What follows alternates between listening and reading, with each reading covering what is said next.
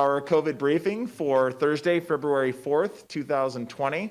Today our speakers will be our Governor Spencer Cox, Lieutenant Governor Deidre Henderson, and Dr. Angela Dunn. Governor Cox.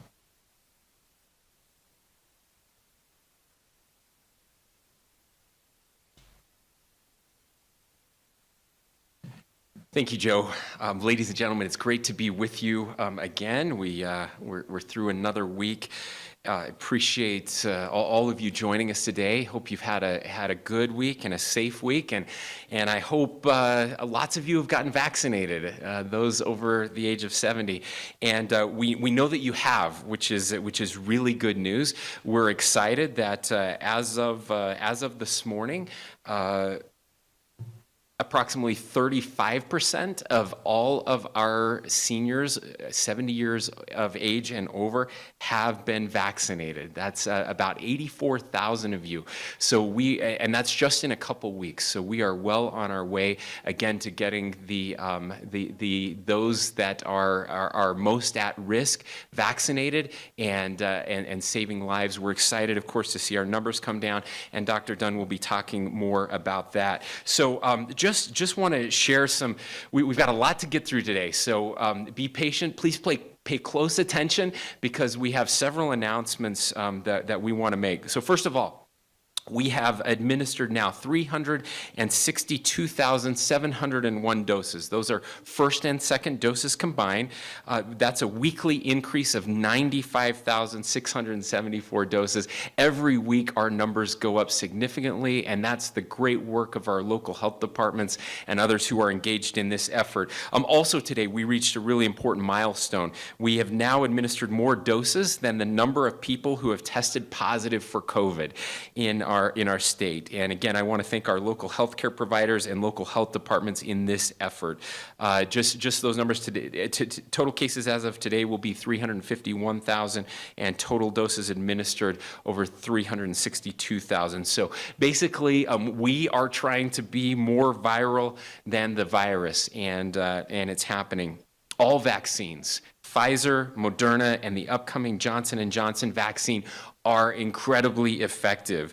We're starting to hear, again, people saying, well, you know, there's 70% effective rate versus 90% effective rates, but we really want everyone to know that any vaccine is going to help you stay better and get us back to normal more quickly. In fact, every one of these vaccines so far has been 100% effective against hospitalization and death, and those are the two things we're most worried about. We're not as worried about mild disease, but we're most worried about hospitalizations and death, and 100% so far is a pretty good number there, and we're excited about that. Now, federal government has made several announcements, and we want to share those with you, as well as, and I always want to be cautious, I want to share projections for March and April. Now, again, the caveat being these are just projections. Nothing is official until we actually get doses sent and approval is granted to the new vaccines. But assuming those vaccine approvals are received by the FDA, we want to share what we're looking at hypothetically what those numbers could be. So first of all, on February 2nd, the federal government announced that they are increasing vaccines by an additional 5% to the state of Utah. That's in addition to the 16% that we announced last week. So we went from about 33,000 doses a week to about 40,000 doses a week, and then an additional amount on top of that. So we're looking at this week about 42,000 doses. Plus, you'll remember we were able to get thousands of doses back from some of our federal partners that we had talked about last week. So we're really looking this week at about 50,000 doses coming to the state of Utah, which is great news.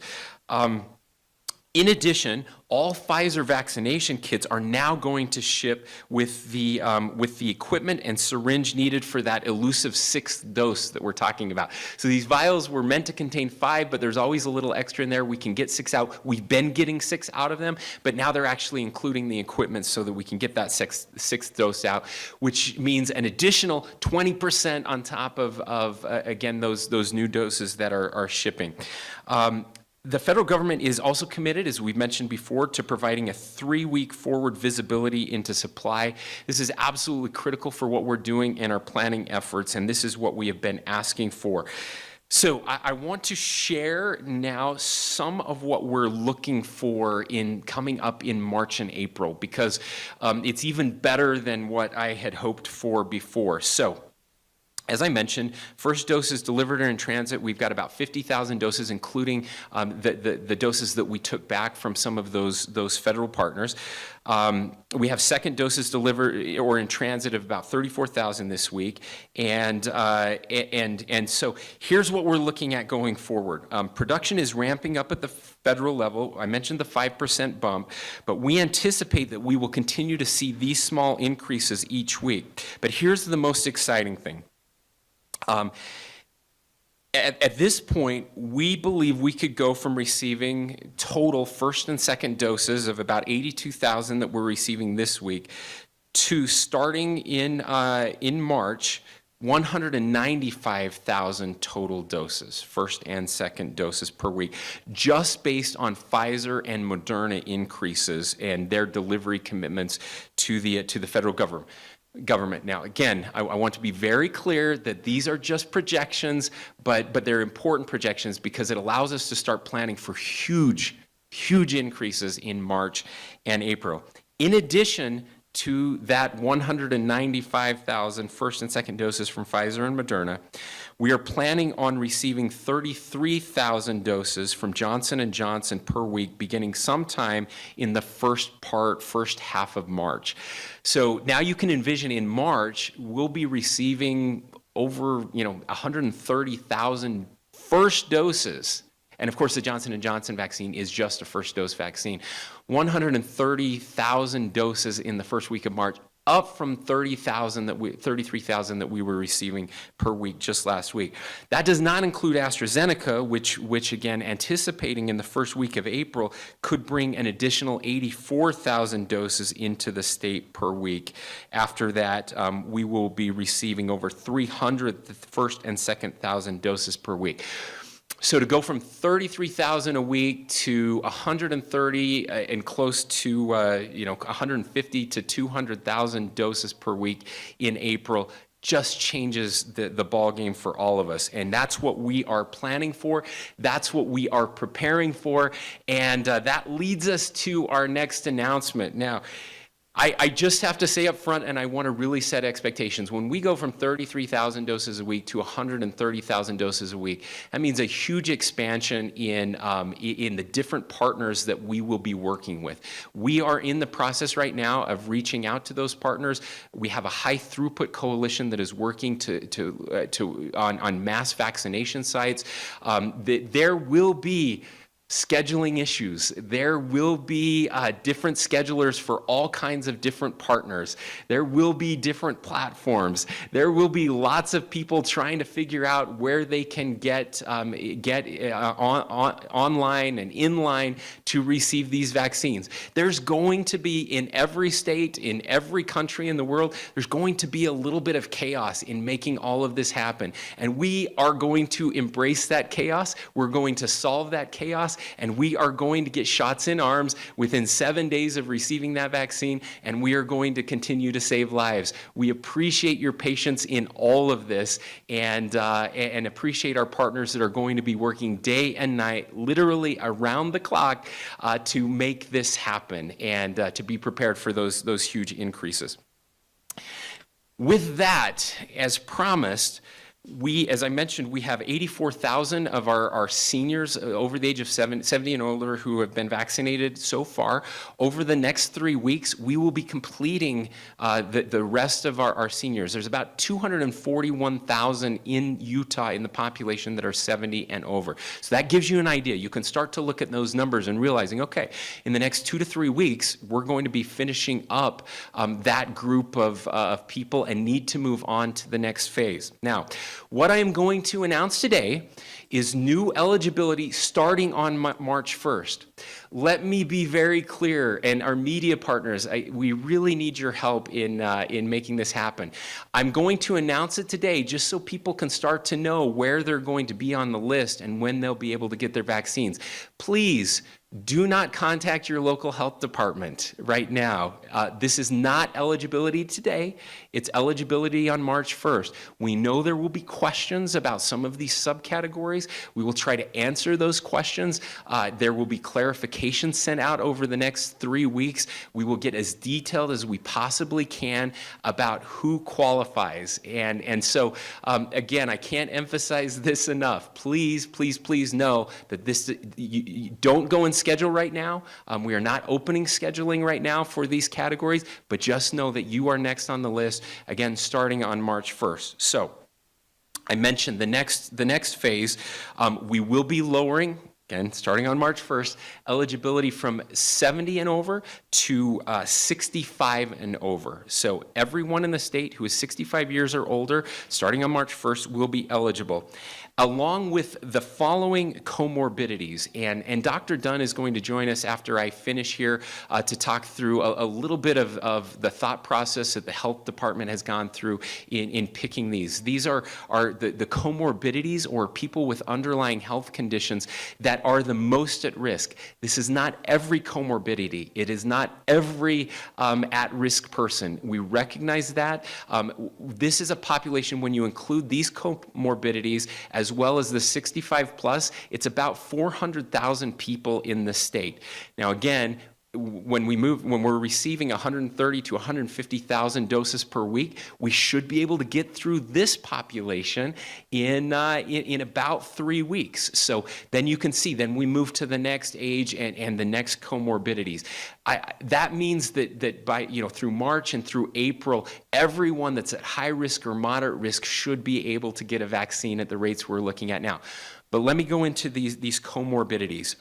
And I'm going to state broad levels. There will be specifics within each of these. We will send that out. We will, again, try to make it as clear as possible to everyone so you will know if you fit into one of these categories. Here are the broad categories.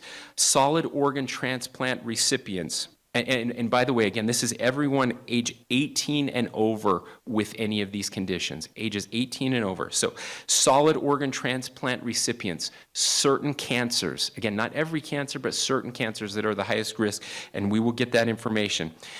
Those in an immunocompromised state with a weakened immune system from blood, bone marrow, or organ transplant, HIV, use of corticosteroids, somebody with an MD will describe that to you, or use of other immune weakening medicines long term. Severe kidney disease on dialysis or with stage 4 or 5 chronic kidney disease. Those with uncontrolled diabetes. Those with severe obesity. That's a BMI of 40 or greater. Chronic liver disease, including chronic hepatitis B or C, chronic heart disease, but not hypertension, severe chronic respiratory disease other than asthma, neurologic conditions that impair respiratory function, including Down syndrome, multiple sclerosis, Parkinson's disease, cerebral palsy, quadriplegia, or hemiplegia, stroke and dementia, including Alzheimer's, vascular, and frontotemporal, and asplenia, including a splenectomy or a spleen dysfunction, including sickle cell disease. Now, I know there are a whole bunch of people who listened to that list and thought, I'm so close, I'm not on that list, and that's going to be very frustrating. Again, we understand. Unfortunately, what we've had to do is take the best medical evidence available, those in the highest risk, and based on the supply of vaccine that we have. Again, this population is about 400,000 people. We expect with the numbers that we're seeing in March, we'll be able to get through this population very quickly and then move on to the next population that will likely include you if you have some of the other comorbidities that are out there. I will emphasize this again for the 10th time. Please, please, please do not contact your local health department or try to schedule if you are in one of those categories. That will all change, and that will all begin starting March 1st.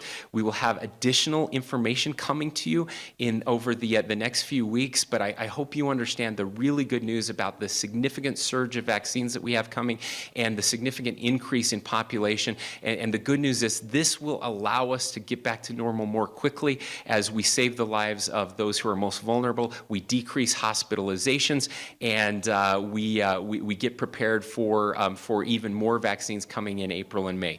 With that, I'm excited to turn the time over to Dr. Dunn to add a little more context on where we are with the pandemic and about some of these announcements today. Dr. Dunn.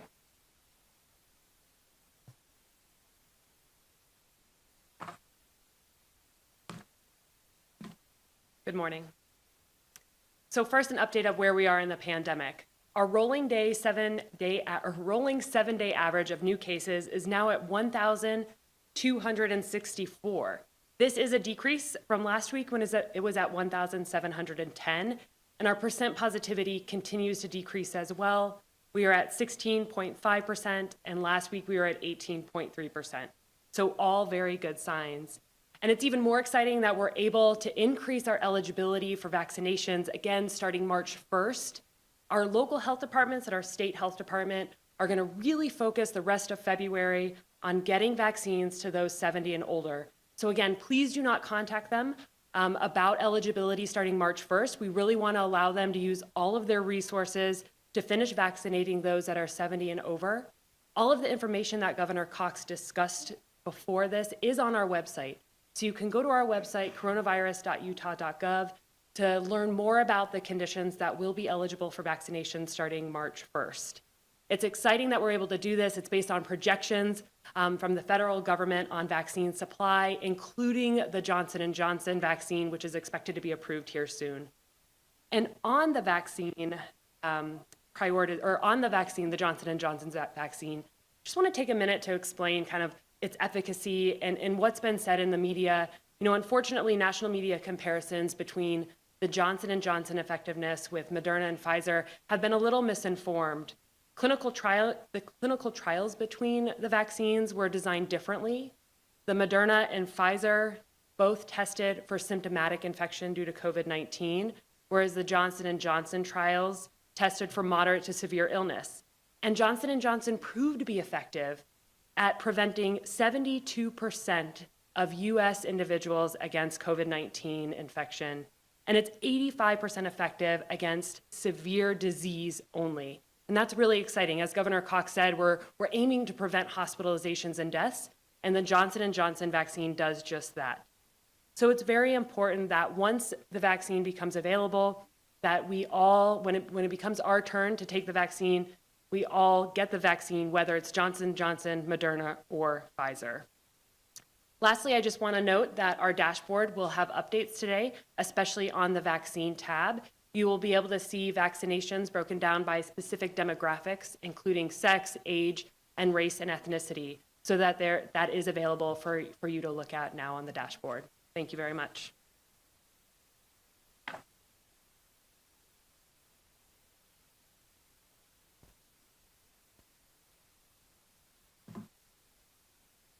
Good morning.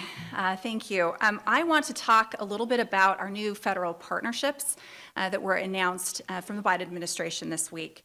This is going to be given to us, to states, on top of the regular weekly doses that are given to states. So the federal government has partnered with Walmart's and Smith's locations, Smith's pharmacies in the state of Utah.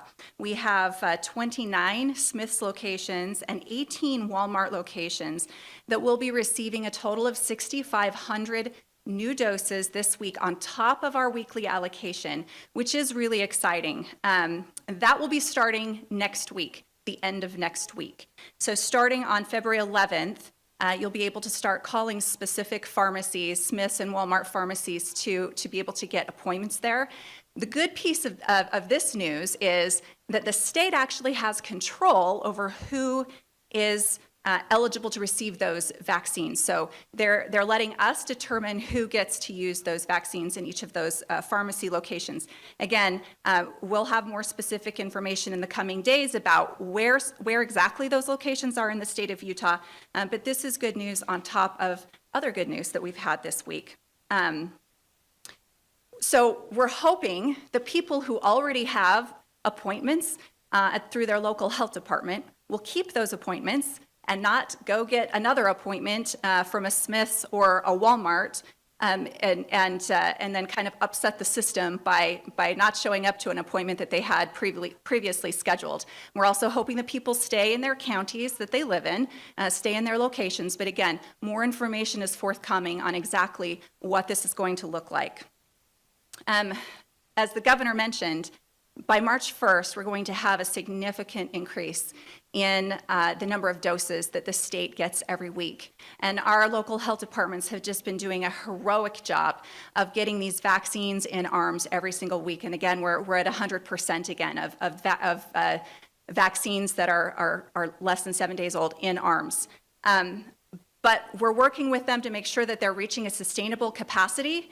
And then we have a high throughput coalition that is working to make sure that we are reaching out to other community partners. We've got hospitals, local health departments, businesses, pharmacies, and health systems that are coming on board to make sure that we have locations and staffing and all of the things that we need to be able to ramp up to meet the supply when that supply gets here. So we've been working really hard on that.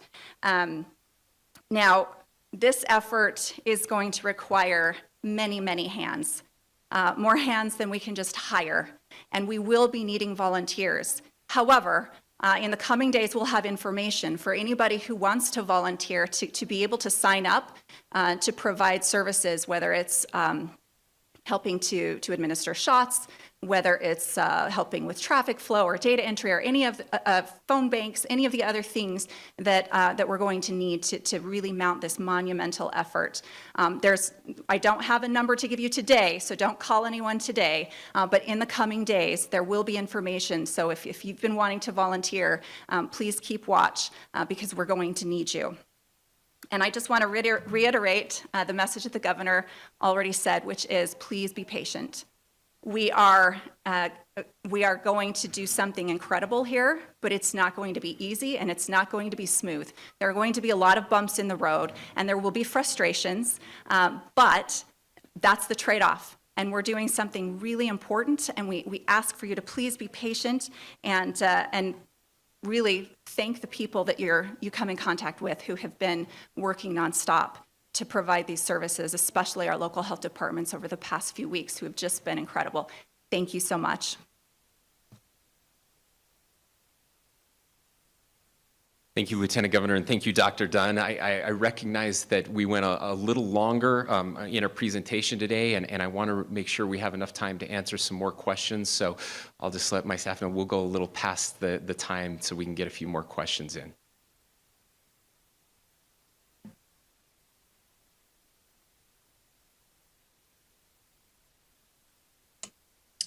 Yes, this is Tamara Baifanua with Fox 13. Hello, Governor Cox. I just wanted to get your position on a bill that would limit the executive branch's emergency procurement powers. Yeah, so we've been working very closely with the legislature on that. There's still some refinement that is going on and some discussions behind the scene. But in general, we support that ability to limit the length of time that the executive can use those emergency powers for procurement. Certainly in an emergency and early in an emergency, it will always be imperative that we have that ability. But we have no problem working closely with them that over time, then we go through the normal procurement processes.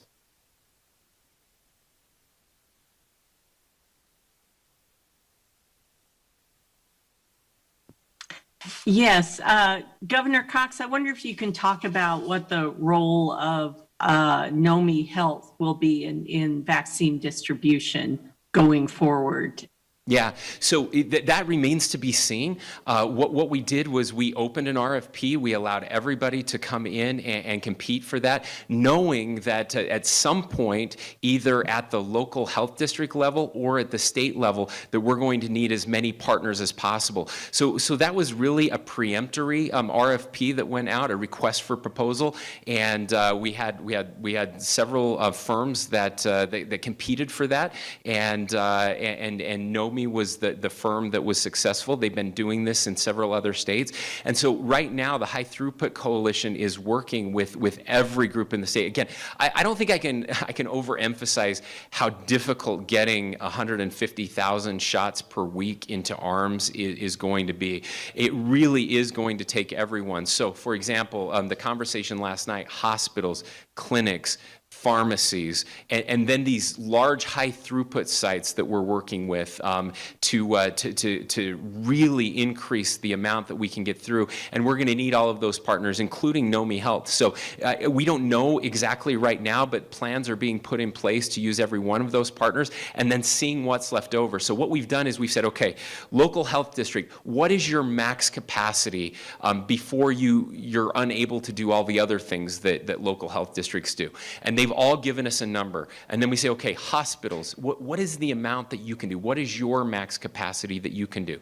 Okay, pharmacies, what is the max capacity that you can do? And we're working through every one of those partners. And then what we'll say is, okay, what's the delta? What's the gap? What do we have left over? And okay, NOMI Health, we have this contract. We can use you or not use you, but how can you help us close that gap to make sure that we don't have doses sitting on shelves?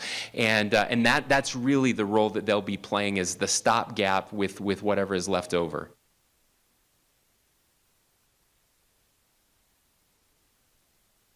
Good morning, Governor. Hi, it's Sean Means of the Salt Lake Tribune. This is actually a question for Dr. Dunn. What are you seeing in Utah in terms of community spread, whether it's on the decline as the numbers indicate?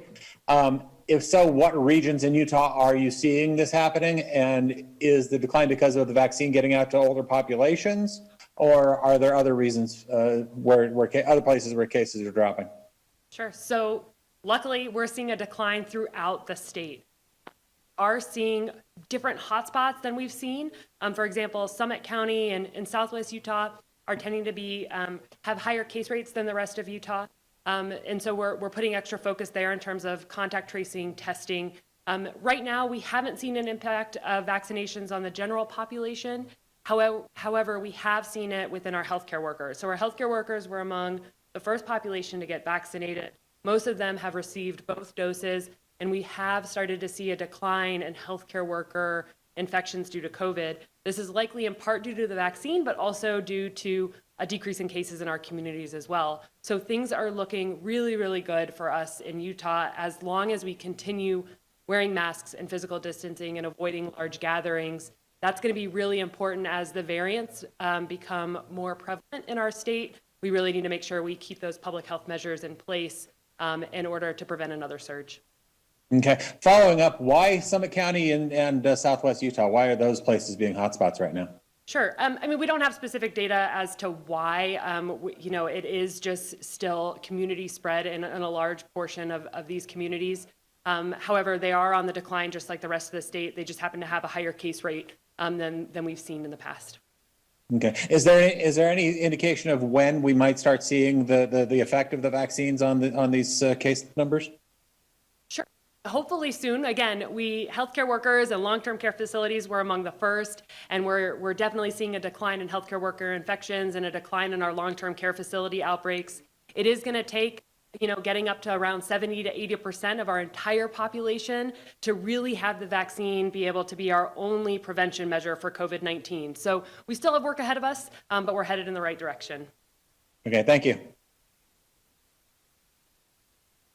Good morning, Governor Cox. This is Rick Aaron from ABC4 News. A recent report from the CDC lists Utah in the middle of the pack among states, with 7.7% of the population vaccinated so far. Other states are as low as 6%. Some states are well above 10%, places like New Mexico, West Virginia, and Connecticut. How do you explain those differences among states, and what's your assessment of our vaccine rollout so far? Yeah, thanks, Rick, for the question. Unfortunately, those statistics don't tell the story, and I can explain why, which I think is really important. The only number that we care about and the one that we look at is the number of doses delivered and the number of people vaccinated, which as of yesterday, we were 5th in the nation. Now, let me tell you why there's a discrepancy between those numbers, and that is that our population, I believe, and I'm happy to check on those numbers, that number is a % of total population. Now, this is why that matters. Our young people are not included, are not eligible for vaccines, right? You can't get a vaccine if you're under the age of 16. We're also the youngest nation in the state, in the country, so we will always be lower on that list. But if you look at those that are eligible, right? So our adult population, we're well above 10% in the adult population, and again, 5th in the nation when it comes to the % of vaccines delivered. So that is just solely a function on the age of our state, which is a really good thing, right? That we have the youngest. It also helps explain why we have some of the lowest mortality rates in the country, and that's definitely good news. So the number to focus on, again, because the distribution of vaccine isn't based on our population.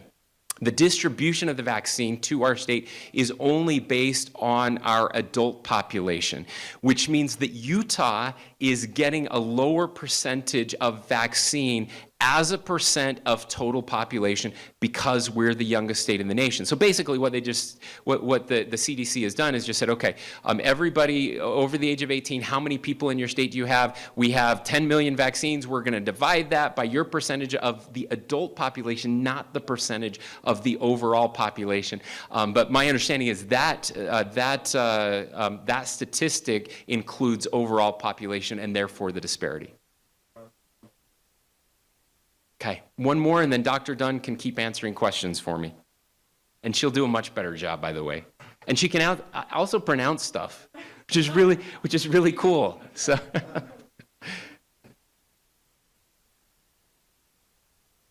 Thank you, Governor Cox. Chris Reed, St. George News. A lot of optimistic talk, obviously, today as far as the increase in number of shots that will be going to people's arms. At the same time, especially those over 70, they go online Monday trying to get a slot for a vaccine, and they're usually gone within 5 to 10 minutes, and they're not able to get those slots. How can you reassure people that hey, we're going to have all these shots available, and you'll be able to get them? Well, so here's what's important, Chris. While it is frustrating, the reason it's frustrating is because we're running out of vaccine every week. Right? It's not that, people are sneaking in ahead of them or that we have all of this vaccine sitting on shelves. The reason it's frustrating is because we're using all of the vaccine every week. We are running out. So what I can do is assure them that, again, over the next 3 weeks, especially for those 70 and older who are still our #1 priority right now, that as this additional vaccine comes in and other people have already gotten their shots, that more and more slots will open up and they will be able to get theirs. And that's the exciting news. So again, very frustrating. And as I mentioned before, this is always going to be the problem. We had a very distinct decision to make. Okay, here's the decision. Do we want more demand than supply, or do we want more supply than demand? And we decided we wanted more demand than supply. So the category, we could have said just everyone 85 and older, right? And then we got through them, and then moved to everyone 80 and older. We certainly could have done that. But what we know is if you are over the age of 70, that is by far the highest risk category. About 73% of the deaths in our state are age 70 and older. So we picked 70, again, knowing that we didn't have near enough vaccine. 240,000 people became eligible on February 18th.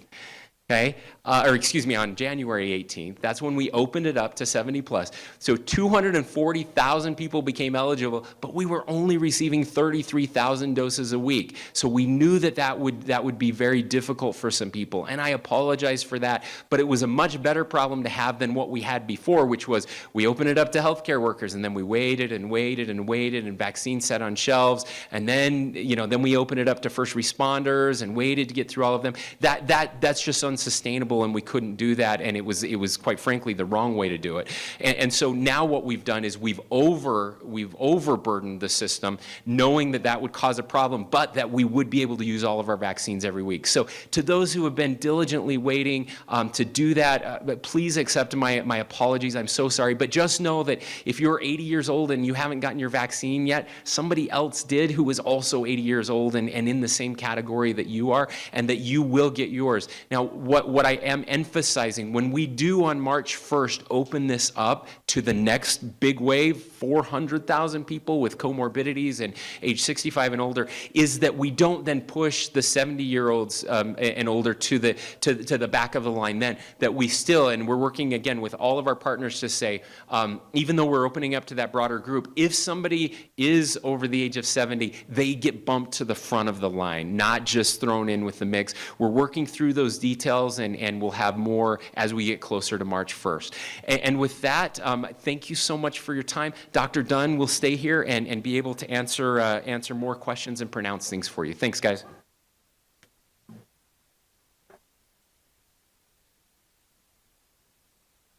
Hey, Dr. Dunn, this is Michael Locklear with 2 News.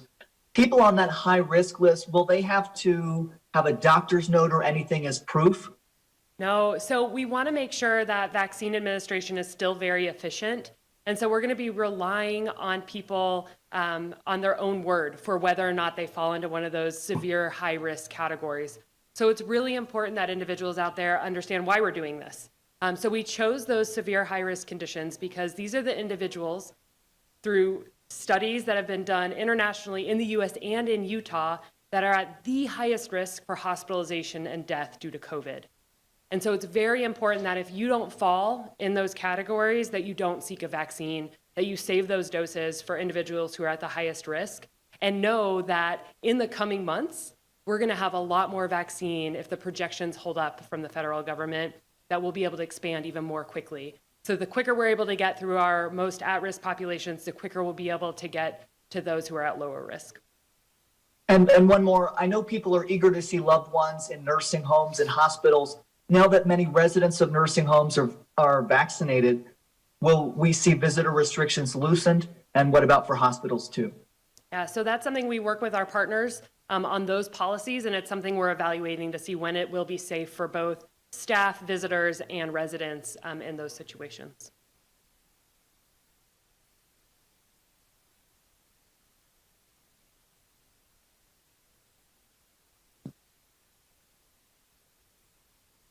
Hi, Dr. Dunn. This is Jacob Klopfenstein with KSL.com.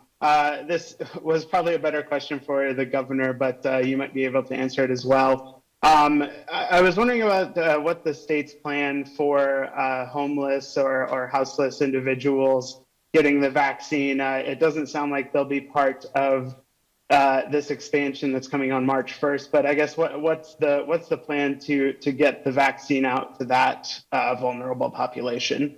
So we have a group at the state and our local health department levels that are looking at all congregate living and vulnerable populations to make sure that we have the ability to reach out to them and get them the vaccine. I have to say, especially with our homeless population, the Johnson & Johnson vaccine gives us a lot more flexibility to be able to vaccinate these vulnerable populations because it's a single dose and doesn't require being frozen.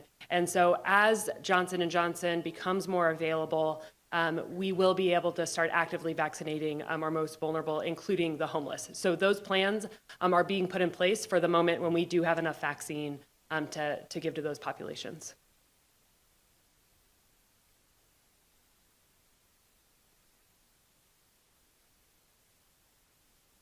Yeah, this is Paul Nelson with KSL News Radio. Dr. Dunn, you mentioned that the Johnson & Johnson study, comparing it to the Pfizer and Moderna, it was kind of an apples and oranges kind of comparison when it comes to the effective rate. Can you give kind of a more apples to apples comparison as far as the percentage of how effective it is against the Johnson & Johnson viruses in treating just the virus itself? Sure. So they're both very similar in terms of their ability to prevent hospitalization and death due to COVID. And that's what we're trying to do here. In the Johnson & Johnson studies, nobody was hospitalized and nobody died. So they are very similar at preventing that severe disease. And that's our goal So it's really exciting to get another vaccine on board.